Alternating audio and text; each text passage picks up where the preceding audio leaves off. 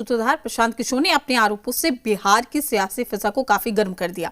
मौसम चुनावी है तो आरोपों की ये बयार एंट्री को दर्द भी बहुत दे रही है और ये दर्द सिर्फ अब बाहर से नहीं मिल रहा बल्कि अंदर से भी मिल रहा है। दरअसल प्रशांत किशोर के आरोप के बाद बीजेपी के वरिष्ठ नेता अश्विनी चौबे ने बिहार के डिप्टी सीएम सम्राट चौधरी को इशारों में नसीहत दी। चौबे ने कहा, कुछ लोग पार्टी में पिछले दरवाजे से आते हैं और इनमें से कुछ सुधर जाते हैं, कुछ को जनता सुधार देती। अपनों पर ही अश्विनी चौबे का वार, नसीहत के साथ नैतिकता का पढ़ाया पाठ। प्रशांत किशोर लगातार एनडीए नेताओं के खिलाफ इल्जामों की झड़ी लगाए हुए हैं। प्रशांत किशोर के आरोपों ने तो सत्ताधारी गठबंधन के भीतर ही सवाल खड़े कर दिए हैं। बीजेपी के वरिष्ठ नेता और पूर्व केंद्रीय मंत्री अश्विनी चौबे ने बड़ा बयान देकर इस विवाद को और हवा दे दी है। इशारों ही इशारों में अश्विनी चौबे ने नैतिकता की दुहाई देते हुए सम्राट चौधरी को नसीहत दी है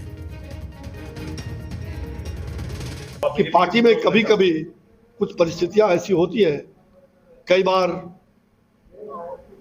कई लोग कई दरवाजे से होते हुए भी आते हैं, सुधर जाते हैं, कई बार सुधरने का नाम नहीं लेते कुछ लोग, तो जनता सुधार देती है। अपराध और तानाशाह के खिलाफ लोक शक्ति को जगाने का जो मेरा शुरू से संकल्प रहा है, मैं 11 अक्टूबर को जेपी के आवास पर 1 दिवसीय उपवास पर रहूंगा ताकि राजनीति में शुचिता हो। अब इससे ज्यादा क्या, राजनीति में शुचिता हो वो सबके लिए लागू होता है, मेरे लिए भी, मेरे पार्टी के कार्यकर्ताओं के लिए भी और तमाम राजनीतिक नेताओं के लिए। जो लोकनायक जयप्रकाश ने कहा है कि राजनीति में शुचिता, बिना शुचिता का राजनीति नहीं चलता।